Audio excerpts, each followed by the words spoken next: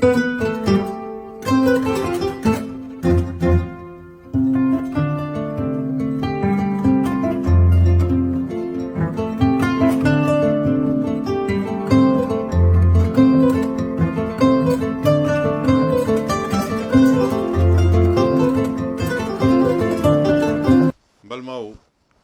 bi jamukan an bɛna kɛ an ka finitigiw ani jamana lakanabaw kan n'o ye an ka armée aw bɛɛ b'a dɔn gɛlɛya minnu y'an ka jamana sɔrɔ depuis 2012 kana se bi ma a gɛlɛya ninnu a kunba ye an ka finitigiw ma se ka jamana lakana ma se ka jamana lafasa komi u bɛ deli k'a kɛ cogoya min na depuis jamana y'a ka hɛrɛ ma hɔrɔnya ta kun caman b'o la an bɛ tuma min na sisan an ko ka kow lakile pour que ka Mali kura sɔrɔ a kow lakilenni a fan dɔ n'o ye fan fɔlɔ ye o kan ka se ka taa an ka armée kan o de la an bɛna hakilina damadɔw di hakilina minnu o bɛna se ka an bɛɛ dɛmɛ ka an ka armée lajɔ a sen kura kan a ka se ka jamana lakana ka jamana lafasa ka jamana yɛrɛ fɛnɛ lajɔ a sen kura kan a fɔlɔfɔlɔ ye min ye o ye armée ɲɛmaaba ye n'o ye jamana ɲɛma ye transition kɔnɔna na o ye président n'a ka vice président ye jamana tuma normal la o ye président ye olu kan k'u bolo don armée kɔrɔ k'u bolo don jamana kɔrɔ a bɛ kɛ cogoya di kulu dɔ bɛ olu bolo n'a bɛ fɔ ko conseil de défense jamana armée ɲɛmaw jamana politiki ɲɛmaw n'o ye gouvernement ɲɛmaw ye ani jamana ɲɛma yɛrɛ olu bɛ sigi ka kuma armée kow kan tuma ni tuma o kulu in an b'a ɲini u fɛ u ka a bila sen kan a ka waleya dɔgɔkun o dɔgɔkun kulu in ka sigi ka fɔ kɛ o de ye an ka faamuyali la o de ye k'i bolo don armée kɔrɔ k'i bolo don jamana kɔrɔ ni dɔgɔkun o dɔgɔkun ɲɛmaw bɛ bɔ a kalama mun de bɛ armée kɔnɔ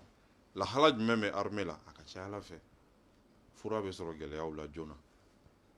donc an b'a ɲini ɲɛmaw fɛ u ka conseil de défense in k'a bila sen kan k'a réunion kɛ dɔgɔkun o dɔgɔkun siɲɛ kelen filanan ye min ye armée bi a bɛ guerre de la jamana kɔnɔ cɛmancɛ yɔrɔ kɔrɔn fɛ jamana yɔrɔ caman na guerre dun tɛ kɛ ni an ka laɲini ye mun ye san caman kɔnɔ an ma bɛn o kan an ka laɲini ye mun ye kalo kɔnɔ an ma bɛn o kan n bɛ se k'a fɔ an ka laɲini ye mun ye hali dɔgɔkun kɔnɔ an ka bɛn o kan donc o laɲini ninnu ye objectif ye an ko olu sugandi ka ɲa wa an ka tugu nɔfɛ dɔgɔkun o dɔgɔkun k'a lajɛ anw tun ye min fɔ dɔgɔkun tɛmɛnen ko an ka cɛdenw kan ka se ka nin kɛ nin dɔgɔkun in na u sera k'a kɛ wa gɛlɛya jumɛn d'o la an b'a yɛlɛma cogoya di pour que laɲiniw ka sabati dɔgɔkun o dɔgɔkun ni laɲini sabatira dɔgɔkun o dɔgɔkun laɲini bɛ sabati kalo o kalo ni laɲini sabatira kalo o kalo ni Ala sɔnna san kɔnɔ o laɲini fana bɛ sabati donc nin ye min ye dɔrɔn an ka laɲiniw sabati k'a bila sen kan ani an ka tugu baarakɛbaw kɔ dɔɔni k'a lajɛ u bɛ ka baara kɛ cogoya di ani k'a lakile u mago bɛ dɛmɛ min na o k'o sɔrɔ joona u mago bɛ cɛden min na o k'o sɔrɔ joona baara ka kɛ nafa ka sɔrɔ a kɔnɔna na ne kɔni bolo ni jamana ɲɛmaaw ye armée mara ni nin hakilina ye président ni vice président de transition kɛrɛnkɛrɛnnenya la bi a bɛ se ka kɛ sababu ye k'an dɛmɛ sabanan ye mun ye o ye cɛdenw terrain kan an ka ku kɛrɛfɛ jamana ɲɛma a dankan o n'olu kɛra cɛdenw kɛrɛfɛ terrain kan tuma o tuma k'a fɔ dɔrɔn ko n taara sɔgɔmada fɛ n ye heure kelen kɛ n seginna o tɛ dɛ an ka tilew caman kɛ terrain kan u kɛrɛfɛla la u k'a dɔn an bɛ k'u suit u k'a dɔn an tulo b'u la an ɲɛ b'u la a bɛ olu ja gɛlɛya u b'a ye bolosɛmɛyɔrɔ b'u la dɛmɛbaga b'u la a b'a to u k'u ka baara kɛ nɔgɔya la armée yɛrɛ commandement n'a bɛ fɔ tubabukan na ko état major général ne bɛ fɛ an ka déplacer ka bɔ Bamakɔ an ka taa sigi Mopti parce que a y'an diya o a man diya o Mali camancɛ yɔrɔ ani ka taa Mali kɔrɔn fɛ armée ka baara bɛ yen de kosɛbɛ. Donc o ye min ye fɛnɛ ɲɛmaaw ka kɛ cɛdenw kɛrɛfɛ badabada. Cɛdenw bɛ balo cogoya min na ɲɛmaaw ka balo ten. Ɲɛmaaw ka ye terrain kan fo guerre kɛ yɔrɔ wɛrɛ la. O fɛnɛ bɛɛ bɛ mɔgɔw jo. O bɛ courage di maaw ma. U ka se k'u ka baara kɛ parce que u b'a dɔn ɲɛmaaw b'u kɔ. U bɛ gɛlɛya min kɔnɔ ɲɛmaaw yɛrɛ b'a gɛlɛya ɲɔgɔnna kɔnɔ. Donc jamana ɲɛmaaw olu ka ye mais minnu yɛrɛ b'u commandé don o don olu yɛrɛ ka ye terrain kan badabada olu ta ka kɛ yɛlɛmali yɛrɛ ye. O fɛnɛ ye sira ye. Sira min bɛna se ka armée dɛmɛ. Sira wɛrɛ ye mun ye? An bɛɛ b'a dɔn. N y'a fɔ kuma daminɛ na n ko armée dɛsɛra k'a ka baara kɛ. A sababu fɔlɔfɔlɔ ye yuruguyurugu ye. Sɔrɔ min mana bila mɔgɔw ka bolo kan o tɛ se. Dɛmɛ min mana bila maaw ka bolo kan o tɛ se. Minan min mana bila maaw ka bolo kan hali ni minan sera o tɛ ko minan ye maaw mago bɛ minan min na. Parce que wari bɛ sɔrɔ k'a ɲagami ɲagami kɛrɛfɛ. Minan kolon o de bɛ se terrain kan. Carburant tɛ se maaw mago bɛ fɛn o fɛn na o tɛ se maaw bɛ décourager. O waleya minnu kɛra nin san tɛmɛnen ninnu na ka taa fɔ yɔrɔ jan n'a dossiers bɛ sariyasow la an k'a lajɛ sa ka o jugement ninnu fɛnɛ kɛ pour que mɔgɔw k'a dɔn maa fɛn fɛn ye kojugu kɛ i ka ɲangi. I kɛra sɔrɔsi ye o i kɛra sɔrɔsi ɲɛmaa ye i kɛra politique ɲɛmaa ye o maa fɛn fɛn nɔ bɛ nin ko in na i nɔ ka minɛ. Joli tɛ se ka kɛnɛya nɛn kan cogoya si. N'an ko n ko armée kura n'an ko n ko Mali kura kɔrɔlen da minnu jɛngɛnna olu ka lakile a lakilenni dɔ ye min ye o ye jugement ye. Mɔgɔw ka wele sariyasow la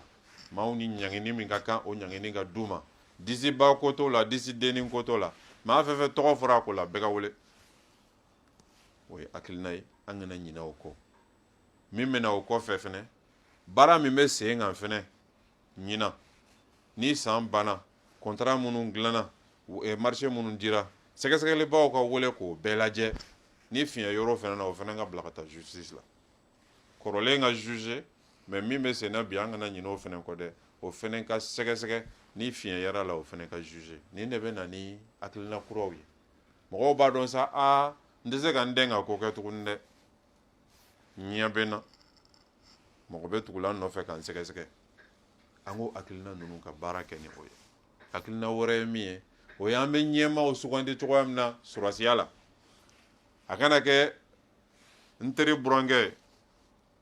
n ka parti mɔgɔ dɔ teri ye maa dɔ donna n kan ka kuma dumanni fɔ n ye an b'o ta ayi an k'o bɔ sisan ɲɛmaaw sugandili la. Sɔrɔsi minnu bɛ terrain kan k'a daminɛ sɔrɔsi gansanw na ka yɛlɛ sous-officiers la ka na yɛlɛ officiers la olu ka to ka ɲininka ɲɛmaaw kan. Minnu bɛ kɛ région militaire ɲɛmaa ye minnu bɛ kɛ service ɲɛmaa ye minnu bɛ kɛ état major ɲɛmaa ye an k'a lajɛ ka sugandili kɛ ni sɔrɔsiw yɛrɛ hakilina ye. Parce que minnu bɛ sa la don o don olu b'a dɔn min ka ɲi u ma min bɛ se k'u guider min bɛ se k'u commander. An ka baara kɛ ni olu ye. An ka armée bɔ politique sira kan an ka armée bɔ famille sira kan an ka armée bɔ teriya sira kan. Jamana ko de don a b'a exiger a b'a wajibiya min ni min ka kan o ka bila o place la n'an bɛ ko Mali kura o de don dɛ an ka hakili to. N bɛna min fɔ ka fara o fɛnɛ kan n'an bɛ tali kɛ armée kɔnɔ n'an bɛ maaw former n'an bɛ maaw muter n'an bɛ maaw bila ka taa sira o sira fɛ an ka kɛ sariya kɔnɔ. Ni gafe ninnu bɛɛ b'an ka armée kɔnɔ mais an t'u respecter de. Tali bɛ kɛ minnu kan ka taa olu tɛ taa. A fanga bɛ min na a ŋaniya bɛ min na a dusu bɛ min kɔnɔ olu tɛ taa. N'u taara formation fɛnɛ na min bɛ sɛgɛn formation na o tɛ bila min tɛ se ka formation suivi o bɛ taa. An ka kow kɛ normalement ka ma fɔ ko ka bin maa kan dɛ mais sɔrɔsiya kan ka kɛ ni lahala mun ye an ka kɛ n'o ye. Ni an ye armée baara kɛ ten an bɛ san caman k'o la yɔrɔ o yɔrɔ an bɛ armée kura sɔrɔ nka halisa an ka ja o la dɔɔni an ka hakili to o la. A laban ye min ye o ye tubabuw b'a fɔ min ma ko force spéciale parce que Mali bɛ guerre sugu min na bi chars avion combat o guerre sugu tɛ tuguni dɛ nin guerre nunu ye maa kelen kelen maa fila fila maa saba saba guerre de donc o maa kelen kelen ni maa fila fila olu ka former ka jɔ o de ye force spéciale ye maa kelen bɛ se ka maa tan ka baara kɛ an ka lajɛ k'o yɔrɔ ninnu fɛnɛ sabati pour que o maaw caman ka sɔrɔ an bolo minnu bɛ se k'an dɛmɛ baaraw la n'i ko ko armée kura o ye armée min bɛ se ka bi baara kɛ bi baara tɛ se ka kɛ ni kunu minɛnw ye ani kunu hakilinaw ye an ka hakili to la donc ninnu ye bilasiraliw ye ka se ɲɛmaaw ma u k'a minɛ ka baara kɛ n'a ye pour que an ka se ka jamana in lajɔ an ka sɔrɔsiw sababu la inchallah ala k'an dɛmɛ